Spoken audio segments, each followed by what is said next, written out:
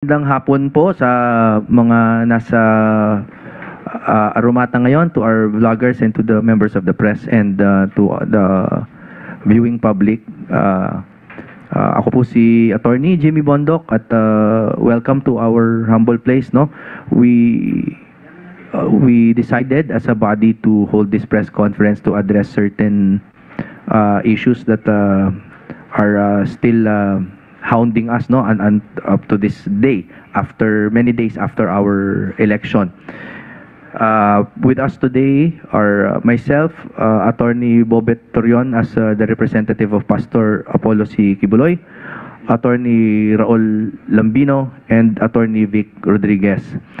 Joining us also through Zoom, I'm not sure if our technical team has included them, our Dr. Richard Marites Mata and Attorney J.V. Hinlo, also part of the Senate slate of the PDP. We ask the public to, first of all, to share the press conference so that more people can be enlightened as to the matters that will be brought up today. Masaya lang po ako ngayon na humarap sa inyo ngayon at sa taong bayan na hindi na kandidato. Masaya po kami na kami po ay hindi na kandidato. Dahilan po sa noong kami ay kandidato, we would like to reiterate that we have brought these matters to public attention and to the proper authorities. Okay? Pero nung hindi po yan dinidinig, napakahirap po ng posisyon ng kandidato dahil lagi pong nababahira ng politika. So ngayon po, I am calling on all vloggers, all journalists, and all media men. Please, we are asking you, okay, to either include in your headline or to emphasize the fact na wala po sa aming naghahanap ng posisyon at hindi po namin adhikain ang maihalal o maiproklama dahil dito sa ginagawa namin dito. I am calling all media men to emphasize that. I hope in the spirit of truthful journalism, you will be beholden at least sana to that promise to be truthful, no? Kasi po, ang intent namin dito is to fix our electoral system. Okay. Now that that has been emphasized, in fact, overemphasized, gusto ko rin pong sabihin na nung kandidato pa kami, nag-motion na kami at nag-reiterative motion na kami sa Supreme Court to simply apply and enforce the law on manual count. May gusto rin po kaming i-correct sa public perception. Though we use the term manual recount loosely, the technical term, we have all erroneously used that loosely, the technical term is manual count, hindi po recount. We are asking for a manual count dahil wala namang i-recount. Gusto lang po namin na ibangga yung manual na pagbilang sa balota dun sa lumabas sa digital. Bakit kamo? In light of all the anomalies na alleged, no? Na meron pong mga overvotes or meron pong nagbabago na boto na pag binoto si A, lumalabas si B. Nabalitaan niyo po siguro lahat yung mga ganyan. These are all immaterial. What is material is the fact that if we implement manual counting, masosolve po lahat ng problema na yan, mga anomalya na yan. Now, as to the past replies of the relevant authorities na kailangan daw nila, ano yun partner, kailangan daw nila ng batas pa para mag-implement ng manual count, we vehemently object to that reply. Hindi po kailangan ng batas para i-implement ang manual count dahil may batas na po. We are reiterating that. Meron ng Section 31 sa 9369 that mandates the manual count. Lastly, lahat po ng mga alleged anomalies doon po sa pag-procure at sa paggamit ng mga systems, ng mga Miro. There was a petition from Congressman Egay Irice, which is still pending also in the Supreme Court, no? Gusto lang namin na sabihin sa inyo that there is a possibility that I personally might even intervene in that petition. Dahil po, it is a matter of public knowledge that there were irregularities in the procurement and they remain unanswered. There are irregularities in the lack of the international certification as prescribed by law, and there was a lack of evidence that the system used had been used in prior elections. Lahat po nito ay matter of record.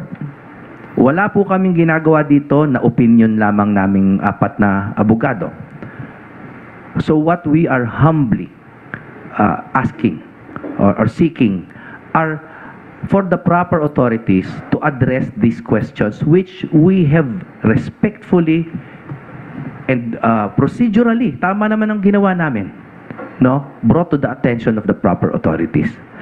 Yun lamang po. I ask all media men to emphasize, because we know we are not oblivious, no, to the fact that this will be used against us. PR machineries will expectedly use this and make us seem like we are after power or position. We are stating on the record, for the record, hindi po kami naghahanap ng posisyon or ng adjustment ng tali ng mga nanalo. Please, we ask all media men to honestly report that. Ang hinahanap namin is to fix the system and to address the anomalies that have been placed on the record.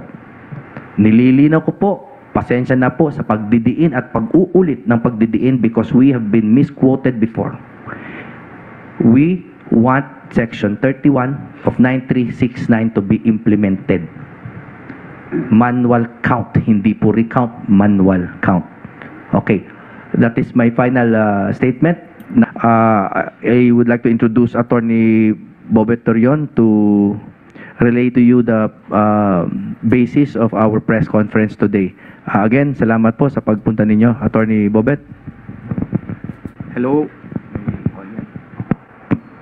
Hello, magandang hapon po sa ating lahat.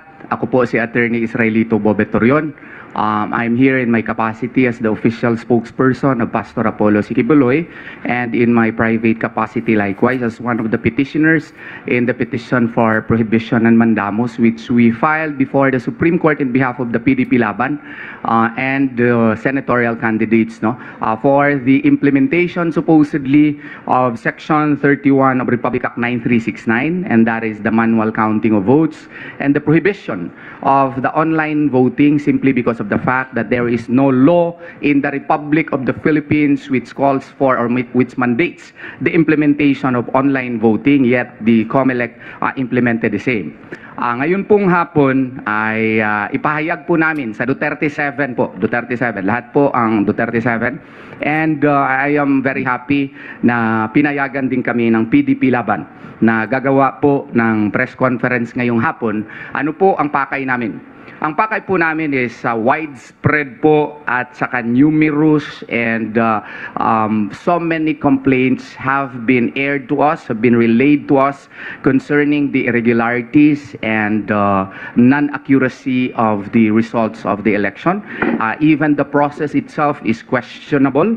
And ang amin pong ipaalam sa inyo ay hindi po humihinto ang Duterte 7 sa kanilang laban para sa bayan, no? Ang gusto po naming mangyari ay ganito po para diretso na tayo sa usapan natin. Ang gusto naming mangyari ay iimplementa ang batas. Section 31 of Republic Act 9369. Yan po ang prevailing law ngayon sa ating bansa. Ano po ang ibig sabihin yan? Na ang botohan natin ay electronic, pero pagbilang po ng mga boto sa presinto, kailangan po ito manual counting. Ito po ang nakasaad sa ating batas po under Republic Act 9369. Kaya nga, kami po ay nananawagan noon pang early 2025 na i-implementa ito. And meron ding isang grupo na nag-file na nga earlier than us, mga February of 2025, na i-implementa din yung Section 31 of 9369. Kasi nga po, ang unang batas natin, yung Republic Act 8436, it implemented full automation. Okay?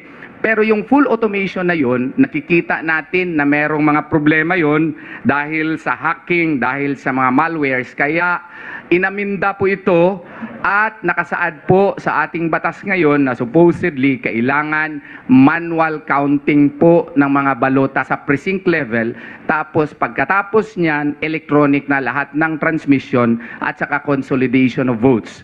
Pero hindi po ito sinunod. Kaya nga po meron tayong mga 16.8 million overvotes na nakikita natin, and reportedly 18 million po ito lahat. Ang ibig ba sabihin nito, ganun po kadaming bobo ng mga Pilipino na hindi po sila marunong bumoto, no? At ang dami pong mga irregularities na nakikita natin na kung magboto ka, hindi po nakikita doon sa VVPAT. Isa na po doon itong aming kasama po, kandidato na may big chance of winning, Attorney Raul Lambino. Alam nyo kung anong nangyari sa kanya. Doon din sa online voting, ang dami pong mga reklamo kasi iba po ang lumalabas sa kanilang mga resibo, no? And supposedly yung encryption is provided against third persons, but this is the only system in the world where you are encrypted against yourself, no? So yung sistema po ay hindi po siya credible. Yun po ang aming pananaw at labag po ito sa batas. Kaya nga po kami ay maninindigan, gaya ng sinabi ko na 2 days ago or 3 days ago, na mananawagan kami ng manual counting of votes para ibalik po ang pagtitiwala ng mga tao sa ating sistema. Ang Commission on Elections po ay itinatag ng ating konstitusyon para magbigay sa atin ng honest, free, credible elections. Since yung elections po marami masyadong question, so hindi na po ito ang mandato. Hindi ito in accordance with the mandate of the 1987 Constitution. So kinakailangan may gawain ang Commission on Elections, kailangan i-exercise niya ang motu proprio powers niya. Ano yung motu proprio? On its own. Since there is a widespread complaint against the credibility of the elections, then on its own, the Commission on Elections can order a manual counting of votes, and our basis is Section 31 of Republic Act 9369. Batas po ito. Hindi po pwede sabihin na hindi ito inimplementa. Article 7 of the new Civil Code, alam po lahat ng mga law students that laws are only repealed by subsequent ones. And its non-observance is not excused by practice to the contrary, custom, or other reasons. So, under Article 7 of the new Civil Code, kailangan i-implementa po ang Section 31. Kaya nga po, yan ang aming pananawagan. Kung sino man po ang matatamaan ito, wala po, hindi po yun ang aming iniisip. Ang iniisip po namin ay ang kapakanan ng bayan dahil kailangan natin na magtiwala ang sambayanan sa proseso ng ating eleksyon. At prinoproteksyonan din namin yung ating upcoming 2028 elections. Imagine kung ganito pa rin ang ating sistema sa 2028 elections, baka po magkagulo na talaga tayo. Kaya iwasan natin ang gulo, iwasan natin kung anumang mga misunderstandings natin, i-implementa lang natin ang batas. Yun po ang aming pananawagan, yun po ang pananawagan ng PDP Laban, yun po ang pananawagan ni Pastor Apollo Sikibuloy, Attorney Jimmy Bondok, Attorney Raul Lambino, Attorney Vic Rodriguez, Attorney JV Hinlo, Philip Salvador, and Dr. Richard Mata. Yun po ang aming pananawagan, at kung meron pa kayong mga ebidensya of any irregularities, ipadala po ninyo doon sa Vote Guard, no? Yun pong itinayo ng JMC Law School to record everything. Ipadala po ninyo doon para ma-record po natin lahat po yung ito. Ang gagawin namin ganito po, para malaman ng mga taong bayan. Ngayon, nag-presscon kami, mananawagan ng manual counting of votes. Later po, mag-file kami ng manifestation sa National Board of Canvassers, no? Reiterating our polite, if not persistent, but serious call for the Commission on Elections to conduct a manual counting of votes.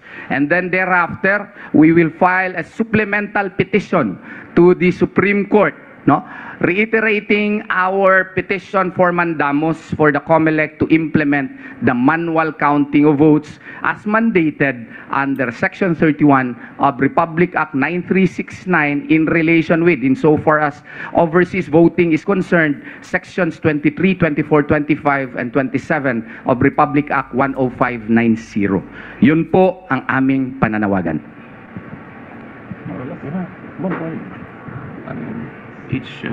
Pinakahuli yung matanda. Magandang hapon sa inyong lahat. As clearly pointed out by Attorney Torion, I am here as an adopted candidate of PDP and to lend my full support sa gagawing hakbang ng PDP na nag-adapt sa akin. And at the same time, I am here for the simple reason that I cannot be oblivious to the observation, the call and the plea of not just who voted for me, but for the many other voters na nakita itong napakaraming irregularity, anomalies ng nasaksihan nating lahat nitong nagdaang halalan. And yung ating mismong Commission on Elections should also be not oblivious to the observations of not just one party, not just one or two candidates, but rather the observation prevailing as even up to this very moment ng maraming mamamayang Pilipino. And we are tired of every election, pagkatapos na lamang ay laging kini-question yung integridad at kredibilidad ng naturang halalan. So it's time, and I ask the newly elected legislators, both houses, sa Senado at sa Kongreso, na amindahan na natin itong automated election system law, sapagkat ang sinasabi naman talaga ng ating saligang batas, secrecy in voting pero full transparency pagdating sa counting. At marami naman na tinulungan ang ating butihing Vice President Inday Sara Duterte na nagwagi. Marami naman na inendorso si Pangulong Duterte na nagwagi. Tingnan naman natin kung sila how will they respond into the call of the many people. Balik na tayo sa manual counting sa precinct level, at ang automated na lamang ay yung transmission ng resulta pagkatapos bilangin ng mano-mano sa precinct level. After all, yung automated election law, kaya naman ito ipinatupad at naipasa upang iwasan yung naging masaklap na eksperyensa nating mga Pilipino noong 70s and 80s, even up to the early 90s, yung ballot box snatching, yung ballot box stealing, at yung mga violence at the precinct level counting dahil nabilangan ng tama yung boto sa presinto, subalit nawawala yung ballot box. And to address that anomaly experience in the past, balik sana tayo sa manual counting sa precinct level at ang transmission na lamang ang automated. And I call on the many new and incoming, the re-elected senators and congressmen and women na natulungan ng malaki ni Pangulong Duterte sa kanyang endorsement at ni Vice President Inday Sara Duterte. We have 3 years. At itong 3 taong ito, sana ay gawin nila yung nararapat nang sa ganon matuldukan na yung lack of transparency, lack of accountability, lack of integrity and credibility in the conduct of our elections. Yun lamang, and again, I am here to lend support, my full support sa gagawing hakbang ng PDP at ng aking mga kapwa kandidato sa Duterte 7. Yeah.